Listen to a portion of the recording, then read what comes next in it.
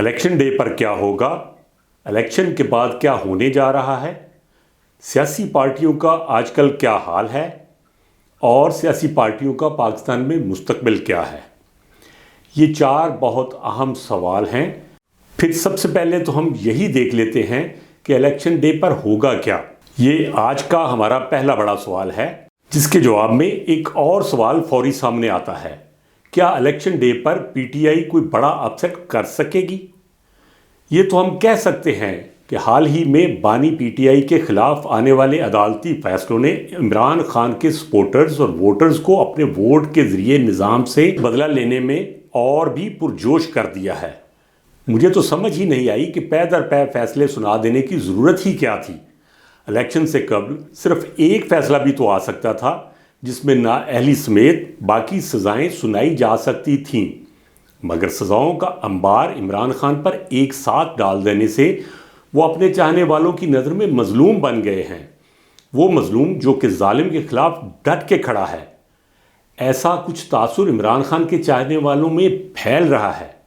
پھر ہم یہ کہہ سکتے ہیں کہ اگر تو ایک ساتھ بہت سی سزائیں سنانے کا مقصد عمران خان کو سیاسی طور پر نقصان پہنچانا تھا، بلکہ یہ ایک ایسا عمل ہے جو کہ بیک فائر کر سکتا ہے۔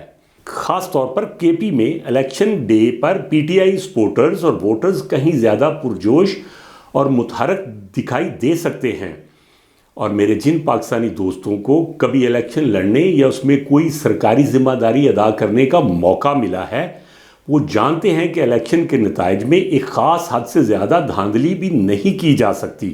19 کو 20 تو بنایا جا سکتا ہے، 18 کو بھی 20 کیا جا سکتا ہے، مگر 15 یا 12 کو 20 کرنا کسی کے لیے بھی آسان نہیں ہوتا۔ اس لیے اس بار الیکشن ڈے پاکستانی ہسٹری میں ایک انتہائی اہم دن ثابت ہونے جا رہا ہے، اور دیکھنے والا واقعہ وہی ہوگا کہ سزاؤں کا بانی پی ٹی آئی کو سیاسی نقصان زیادہ ہو گیا ہے یا نفع۔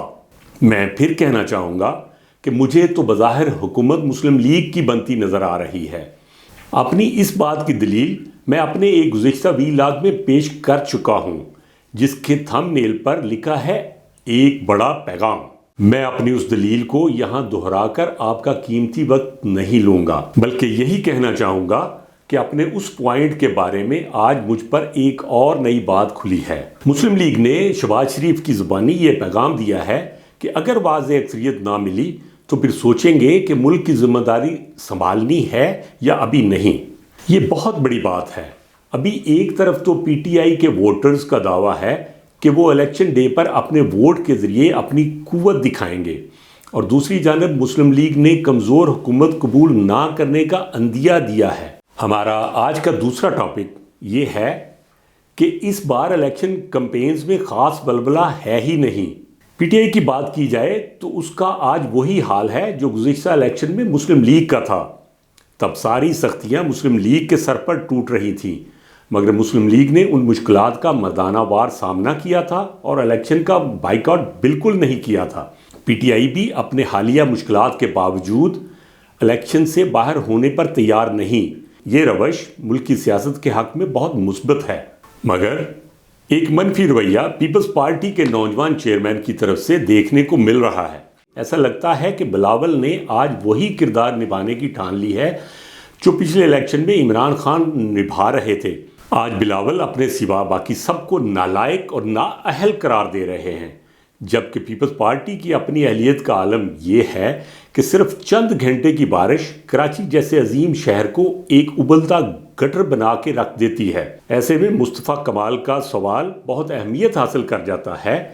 انہوں نے کہا پچھلے 15 سال میں پیپلز پارٹی کو 22,000 ارب روپے وفاق سے ملے، وہ پیسے آخر صوبے میں کہاں خرچ ہوئے؟ تو ہم بھی یہ پوچھتے ہیں کہ اتنے سارے وہ پیسے کہاں گئے؟ سندھ بہت اہم صوبہ ہے۔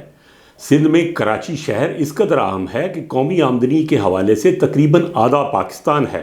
اسی بات کو بڑھاتے ہوئے میں یہ بھی کہنا چاہوں گا کہ ہمارے ایک دانشور کا کہنا بھی درست ہے کہ گزشتہ 15 سال سے جس طرح پیپلز پارٹی کے پاس مسلسل سندھ کی حکومت چلی آ رہی ہے، اسے تو چاہیے تھا کہ وہ صوبہ میں ایسا ماحول بنا دیتی کہ پاکستان کے باقی صوبوں سے لوگ سندھ میں شفٹ ہوتے، مگر لوگ بیچارے تو کراچی جیسے شہر کو چھوڑ کر لاہور میں آ رہے ہیں۔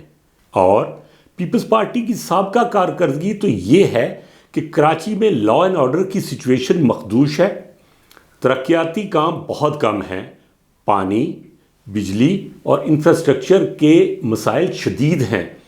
حالانکہ پورٹ سٹی ہونے کی وجہ سے کراچی کی اہمیت بہت زیادہ ہے، پھر بھی پیپلز پارٹی کی توجہ کراچی کی بہتری پر اتنی کم نظر آتی ہے کہ جیسے کراچی لاوارث شہر ہو۔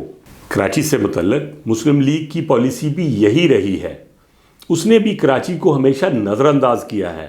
حالانکہ کراچی میں امن کی واپسی کو مسلم لیگ کا کریڈٹ سمجھتے ہوئے کراچی کے لوگوں نے گزشتہ الیکشن میں شہباز شریف کو پہلے سے زیادہ ووٹ دیے اور وہ ایک کمزور کمپین کے باوجود صرف 4000 ووٹوں سے ہارے تھے۔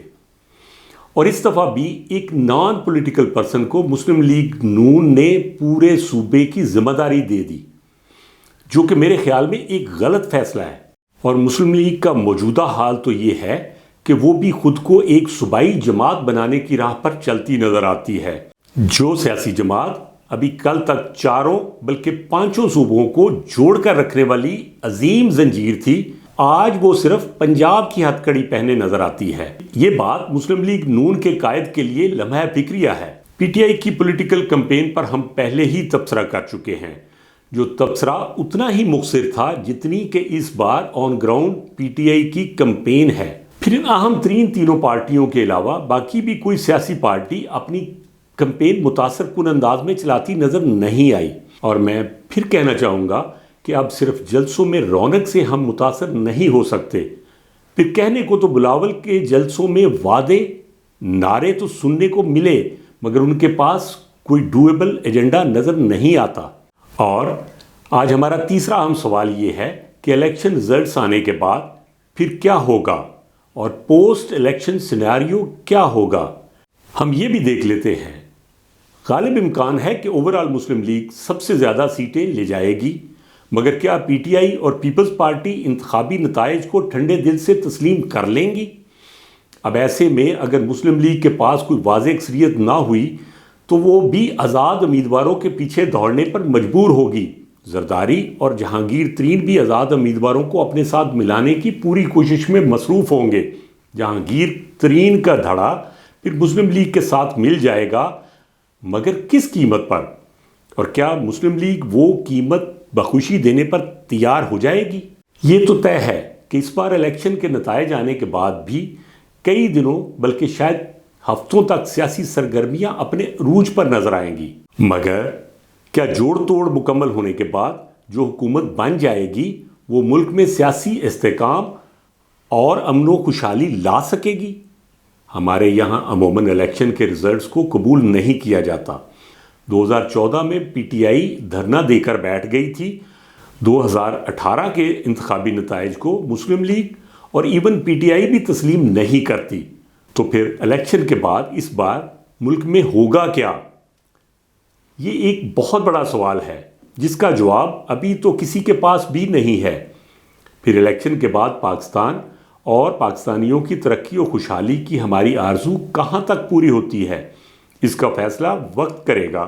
البتہ ایک بات جو میں ابھی آپ کو بتا سکتا ہوں، اور وہ بہت اہم بات ہے، آج کل ایک پروپیگنڈا چل رہا ہے کہ اگلی حکومت 2-2.5 سال سے زیادہ نہیں چل پائے گی، پھر جس کی ناکامی کو بنیاد بنا کر ملک میں کوئی نیا تجربہ کیا جا سکتا ہے۔ اس خدشے کا سرا فیصل وارڈا اور مختلف اینکرز اور سیاستدانوں کے بیانات سے جا ملتا ہے، جس میں انہوں نے کہا تھا کہ اگلی حکومت بھی غیر مستحکم ہوگی اور جلدی ختم ہو جائے گی۔ تو اس بارے میں پھر یہی کہنا چاہوں گا کہ ایسا نہیں ہونا چاہیے۔ ضرورت تو اس امر کی ہے کہ انتخابات کے بعد پاکستان میں سیاسی استحکام ہو تاکہ ملکی مسائل حل ہو سکے اور معاشی خوشحالی آ سکے، جس کا پاکستانی عوام شدت سے انتظار کر رہے ہیں۔